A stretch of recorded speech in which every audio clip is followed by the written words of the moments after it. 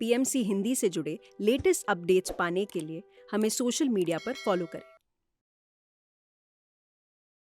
हम हैं PSSM पत्री जी के संग, हम हैं PSSM सांसों के संग। नमस्कार, आपका बहुत बहुत स्वागत है। हम हैं PSSM में। मैं हूं हरदीप कौर दुआ, आपकी होस्ट और आपकी दोस्त। हम हैं PSSM में। हम आपसे रूबरू कराते हैं पिरामिड मास्टर्स को, जो ना हमें इंस्पायर करते हैं बल्कि हमें बहुत सारी इनकरेजमेंट भी देते हैं। तो इस श्रृंखला में आज हम मिलने जा रहे हैं बिमला जी से। बिमला अग्रवाल जी एक सीनियर सिटीज़न हैं।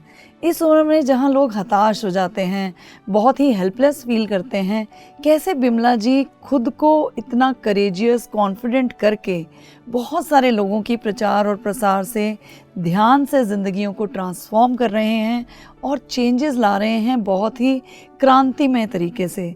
तो आज आइए जानते हैं उनकी जर्नी, उन्हीं की ज़ुबानी। बिमला मैम, आपका बहुत बहुत स्वागत है। हम हैं PSSM में और आप हमारी सबसे यंगेस्ट मेंबर हैं जिनका मैं इंटरव्यू कर रही हूँ। हम हैं PSSM में, तो मेरे पास बहुत सारे क्वेश्चंस हैं आपको पूछने के लिए।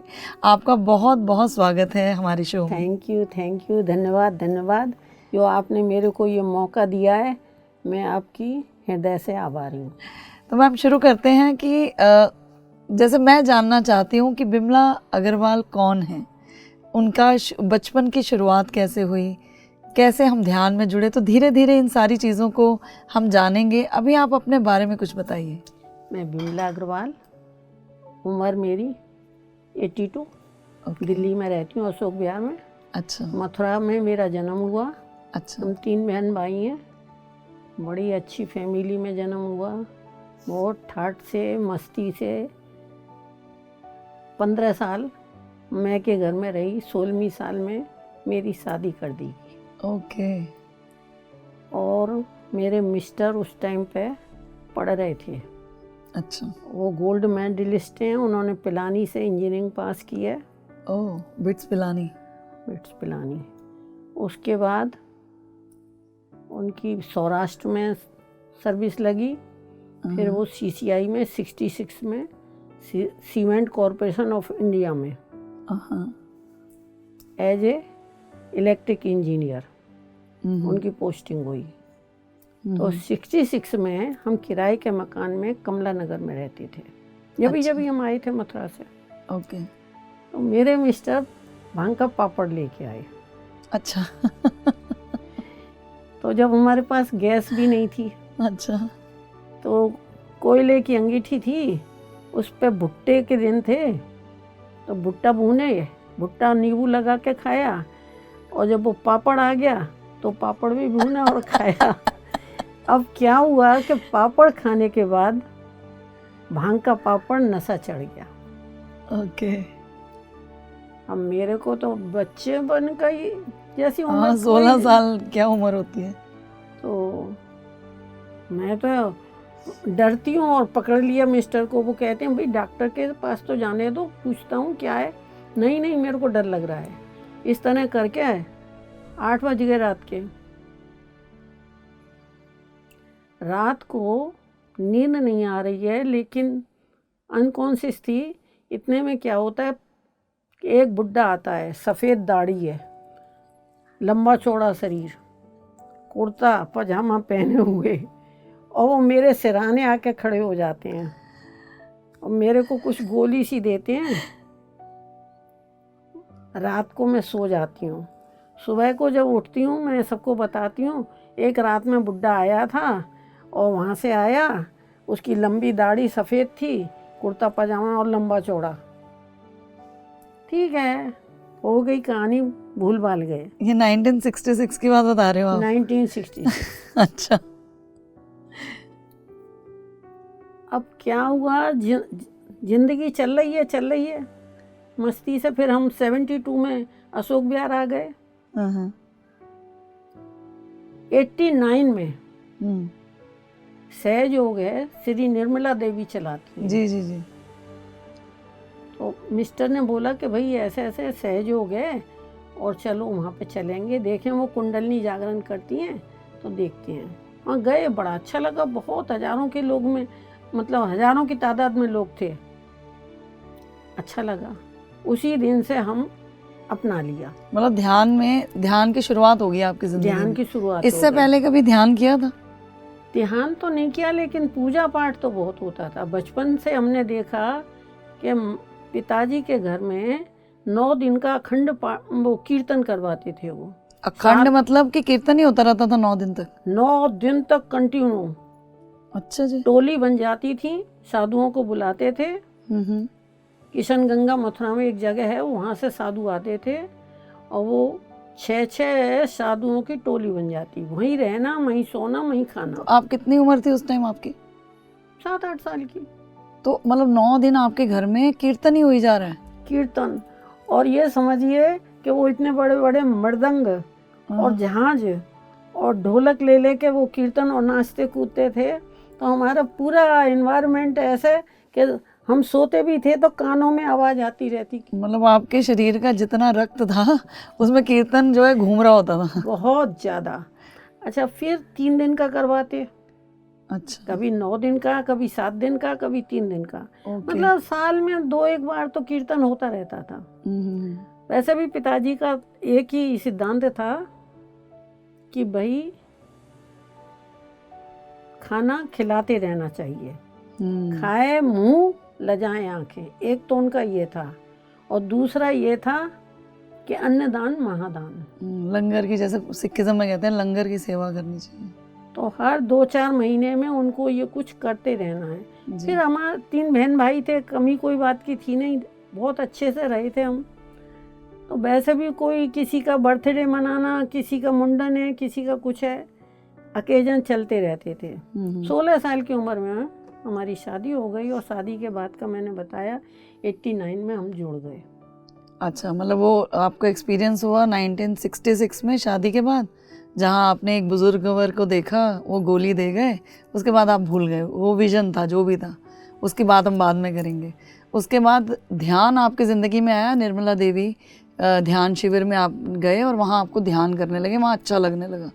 तो वो ये कौन से ईयर की बात है? जब 89 में तो आपने ध्यान करना शुरू किया। ध्यान, और हमारे यहाँ पे अब दोनों मियाँ बीवी, हम मिस्टर और मैं दोनों करते थे, बच्चे भी करते थे। हमारे यहाँ पे जो भी कोई आरती वगैरह है सब निर्मला देवी की होगी। कोई तीज त्योहार है तो वो ही पद्धति से हमारा ध्यान का ही प्रोग्राम होता था। अच्छा, मतलब ध्यान में इतने अच्छे रूप से आप जुड़ चुके थे एज अ फैमिली। और हमारे को कुछ भी अभी जांच करनी है कि कहीं जाना है अपना, जैसे कि आदमी देखता है अच्छा बुरा, तो हम वाइब्रेशन से चेक करते थे अपने हाथों। अपने ध्यान में बैठ गए और अपने हाथों पे वाइब्रेशन आती थी, सहस्त्रार पे वाइब्रेशन आती थी। अगर वाइब्रेशन आ रही हैं इट मीन्स ओके। अच्छा, आप यस नो टेस्ट कर लेते थे कि ये काम करना है, हाँ वाइब्रेशन आ रही है तो कर लो, नहीं आ रही है तो नहीं आ रही है तो नहीं। अच्छा, ये बढ़िया तरीका है। तो मिस्टर भी कई बार क्या है, कहीं जा रहे हैं और फ़ोन भी नहीं करेंगे। 4 घंटे हो गए, हम वेट कर रहे हैं, भाई अब इतना टाइम हो गया। मैं घबरा जाती, फ़ौरन मैं ध्यान में बैठती। जैसे ही ध्यान में बैठूंगी बेल बज जाएगी और मिस्टर हंसते हुए आते। मैं बहुत नाराज होती थी। मिस्टर हंसते हुए आते, नो न्यूज, सब गुड। मतलब नो न्यूज ऑल गुड नहीं जो भी है, no news good, all good. तो वो हमेशा हंस के टाल देते थे। इस तरह हमारी जर्नी चल रही थी। रोजाना ध्यान सुबह शाम हमको करना है, जरूरी है जी। तो जैसे आप ये ध्यान कर रहे थे और तो आपकी ज़िंदगी में उतार चढ़ाव भी आए होंगे, तो ध्यान की प्रक्रिया करते हुए, चाहे आप ध्यान किसी भी प्रकार का कर रहे हो, क्योंकि ध्यान अंदर की तरफ ही लेके जाता है इंसान को, तो उस टाइम भी आपकी एज अच्छी खासी थी जब आप ध्यान करना शुरू किया आपने? 89 के करीब आप कह रहे हो। 89 में मेरी उम्र होनी चाहिए 50 से कम थी। मतलब चलो आप, मतलब 50s में आके आपने ध्यान करना शुरू किया। 40s में। तो ये ध्यान काफ़ी लंबा चला। आप PSSM से कब जुड़े? PSSM में मैं जुड़ी, मेरे मिस्टर का शरीर छोड़ा 2020 में, मई 2020 में 2020 कोरोना काल जब चल रहा कोरोना था। काल चल गया था। अच्छा, तो उस टाइम आप कर रहे थे ध्यान ये PSSM के नहीं? नहीं, मैं अच्छा, वैसे ध्यान कर रहे थे, सहज योग कर रहे थे। ओके। आपके साथ ऐसा क्या हुआ उस टाइम जब आपके हस्बैंड ने अपना शरीर वकेट किया, तो आप सहज योग के ध्यान को कर रहे थे, लेकिन आपने शिफ्ट किया और आपने आनापानासती ध्यान से आप जुड़े, तो वो क्या इंसिडेंट रहा? मैडम, उसके बारे में मैं बताऊंगी तो आप भी दंग रह जाएंगी। हुआ क्या कि मिस्टर का शरीर वेकेट होने के बाद मेरा बेटा है, तो तीसरे दिन वो, हम नीचे रहते हैं, नीचे का एक फ्लैट है, एक ऊपर है हमारा, तो वो ऊपर के में रहते हैं, हम नीचे रहते थे। तीसरे दिन वो कहता है कि मेरे बच्चों को, उसके पास में एक बेटा एक बेटी है, तो बोलता है कि रिपोर्ट पॉजिटिव है, नेगेटिव आई, पॉजिटिव आई है, मतलब कोरोना पॉजिटिव आई है। कोरोना पॉजिटिव है। ओके। हाँ। तो बोलते हैं कि मम्मी जी आप अपने आप को बंद कर लो, किसी से मिलना जुलना नहीं है, और हम ऊपर अपने आप को बंद कर लेते हैं। तो आप अकेले, अभी हस्बैंड की डेथ को सिर्फ 3 दिन हुए 3 हैं, दिन हुए। वो उन्होंने ऊपर अपने आप को बंद कर लिया, आप अपने आप को नीचे बंद कर नीचे। लिए, और तो बोले कि किसी से मिलना नहीं है, तो हम लोग जैसे चाय खाना देते हैं ना किसी को, तो जी। बोले नहीं नहीं, हम नहीं कुछ भी देना है, बस अपने आप को बंद कर लो, कहीं बाहर नहीं निकलना है।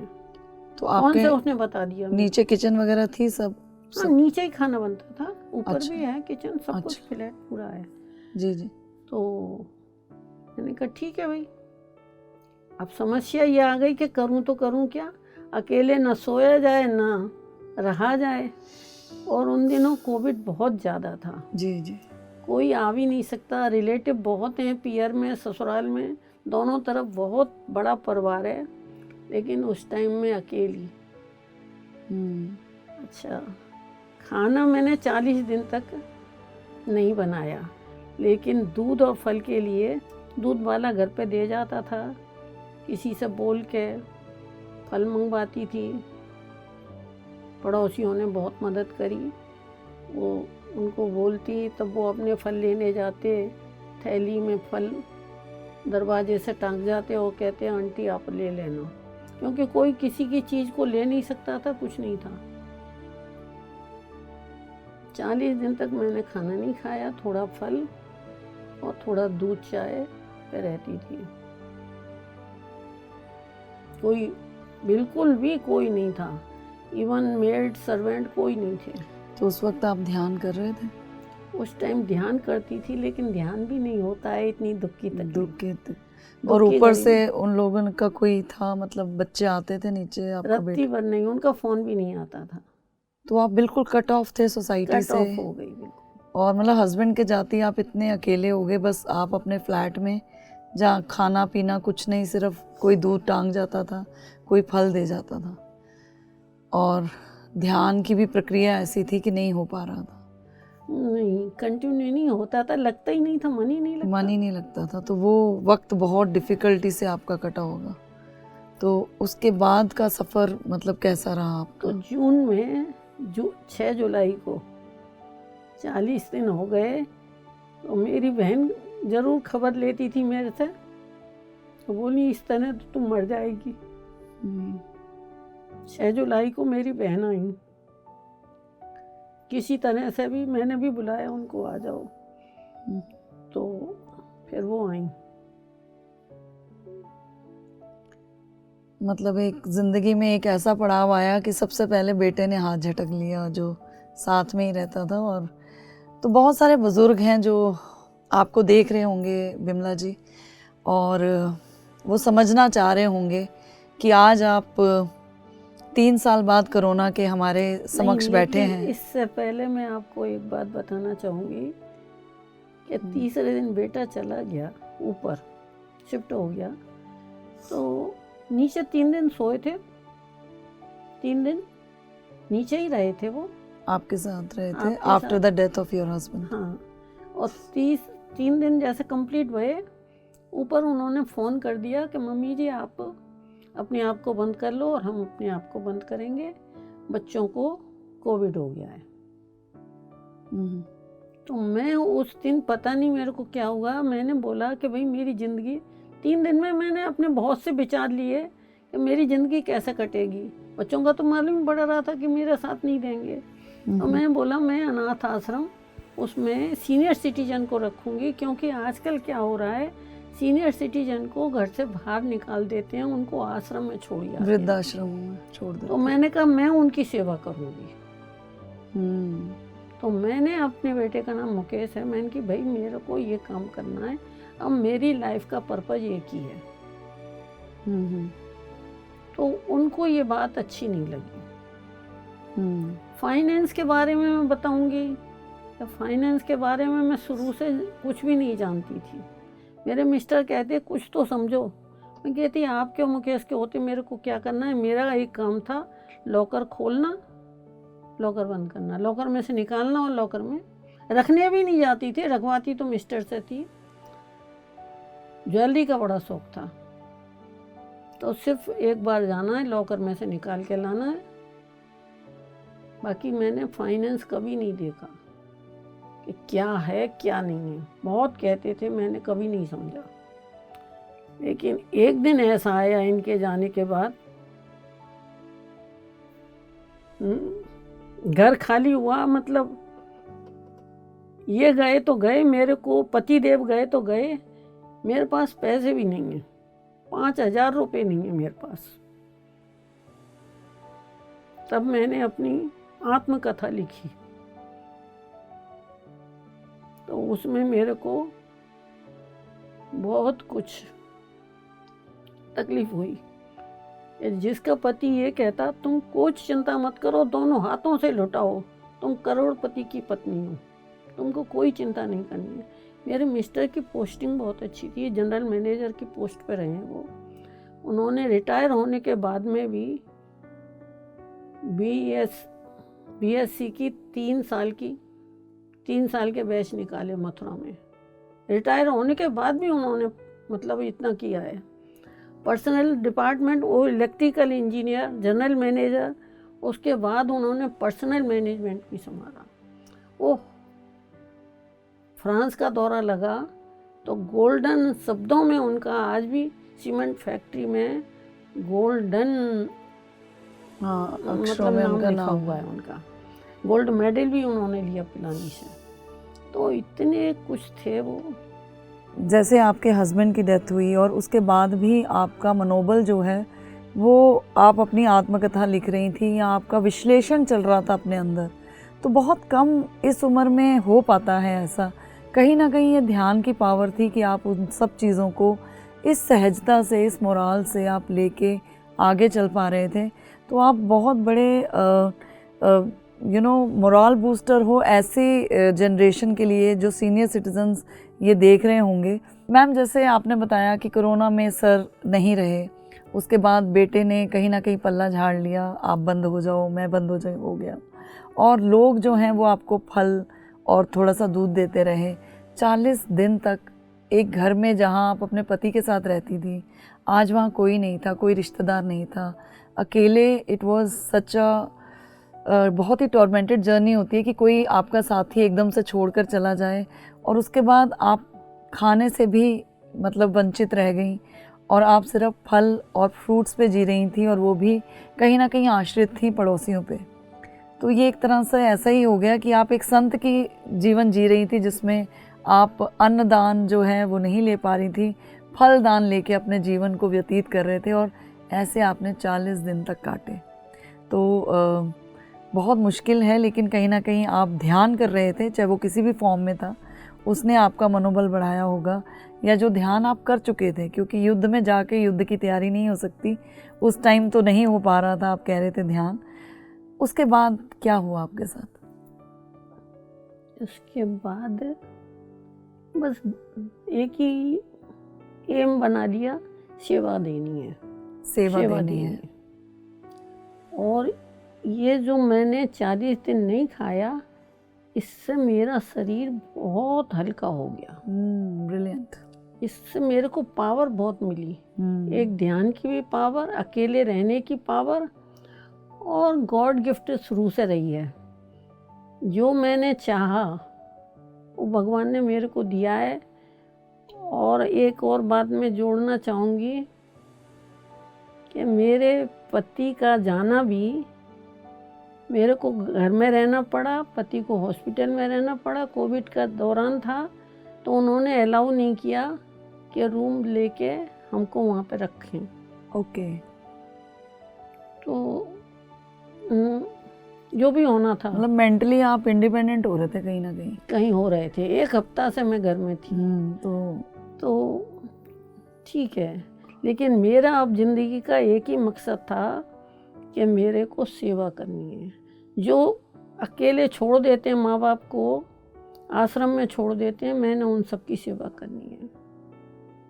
तो पहले तो यही विचार था, सिर्फ सीनियर सिटीजन की सेवा करनी। लेकिन ये होनी को जो मंजूर होता है, होता वही है जी। क्योंकि हम शुरू से ये मानते आए हैं। हुआ क्या कि 21 में कोविड लगा हुआ था, जब भी तो मैं ये टीवी ऑन किया, उसमें आत्मा की यात्रा आ रही थी, पीएमसी हिंदी पे। पीएमसी हिंदी। तो मैं कहूँ आत्मा की यात्रा ये क्या है, देखा, अच्छा लगा। फिर जब भी खोलूँ पीएमसी, कुछ ना कुछ उसमें आ रहा है। मैं जुड़ती चली गई, सारा कुछ भूल गई। सीरियल देखती थी, वो भी नहीं देखती हूँ, न्यूज़ भी नहीं देखती हूँ। इधर उधर से आई और पीएमसी हिंदी। कहाँ से प्रेरणा मिली मेरे को कि पिरामिड में बहुत शक्ति है, बहुत ताकत है, पिरामिड बनवाना चाहिए।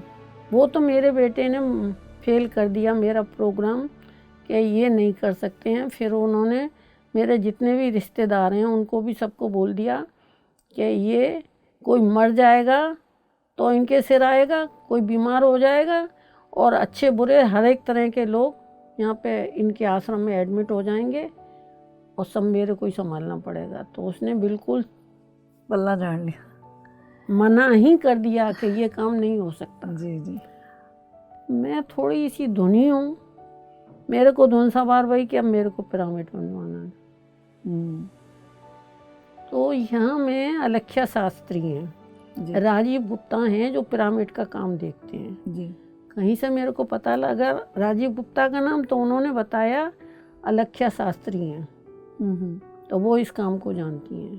फिर मैंने इनको फ़ोन मिलाया, तो यहाँ से बसंता मैडम मिली।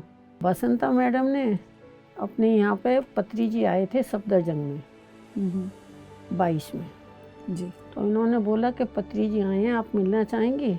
मैंने कहा हाँ ज़रूर। तो मैं यहाँ आ गई और पत्री जी से मिली। ये 2022 की बात है, पिछले साल इसी दिन की, आज ही के दिन की? नहीं, आज से पहले, नहीं आज नहीं, हाँ मई की, नहीं। हाँ आज के, ओके। तो पत्री जी से मिली, तो पत्री जी लेटे हुए थे। अलख्या मेरे को उनके कमरे में ले गई। जी जी। बहुत से लोग उनके पैर और हाथ दबा रहे थे। जी जी। मैंने भी वो सेवा करी, बहुत अच्छा लगा। पत्री जी को जैसे ही मैंने देखा, मैंने बोला ये तो वही बुड्ढा है क्योंकि मैंने 66 में देखे थे। अच्छा, लंबी वो दाढ़ी, 1966 वाले जो आपके विजन में आए थे, सपने में आए थे, जब भांग का पापड़ गया था। साक्षात आए थे। अच्छा। तो मैंने बोला पत्री जी कोई बोला, और मैं इतना बोल के, और पत्री जी ने बोला यस यस, मैं ही था। मेरे को रोना आ गया और आंखों से आंसू ऐसे बह रहे हैं जैसे कभी नहीं बहे। और मैं कह रही हूँ तो इतने दिन कहाँ थी? तो फिर आंसू पहुँचे, जैसे भी पैर दबाती रही, उनकी सेवा करती रही। फिर मैंने बोला कि अब मेरे को क्या करना चाहिए। मैं बीमार भी हूँ, दवाई भी लेती हूँ, ध्यान भी करती हूँ, और पिरामिड बनवाने का भी मन है। तो जब तक आपकी परमिशन नहीं होगी तब तक कुछ नहीं हो रहा है। तो मेरे को आज्ञा दीजिए, मैं क्या करूँ? तो बोलते हैं जितना कर रही हो बहुत है, और ज़्यादा कुछ करने, ध्यान करती हो, सेवा करती हो, और कोई रिक्वायरमेंट नहीं है। आप जो कर रही हो बहुत कर रही हो, कंटिन्यू करो। बहुत बढ़िया। तो बहुत बढ़िया जर्नी चल रही है मैम आपके साथ, और अभी इतना कुछ बाकी है कि अभी आप ध्यान का प्रचार और प्रसार कैसे कर रहे हैं। 1966 में 1966 में जो विज़न आपने देखा पत्री जी का, और वो कैसे आपको 2022 में साक्षात दिखे और मिले, और उन्होंने कहा कि हाँ ये मैं ही था। तो जो गुरु हैं वो कहाँ हमें पहले ही बता देते हैं कि हम कैसे कनेक्टेड हैं आपसे।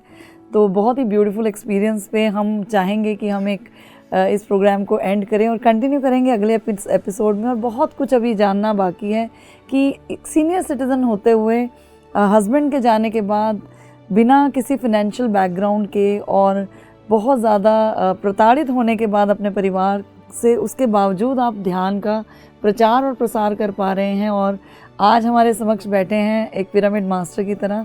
तो बहुत ही सराहनीय जर्नी है, एंड आई रियली मैं तो कहूँगी कि आप मेरे यंगेस्ट पर्सन हैं जिनको मैं इंटरव्यू कर रही हूँ, and I am really glad to hear your story.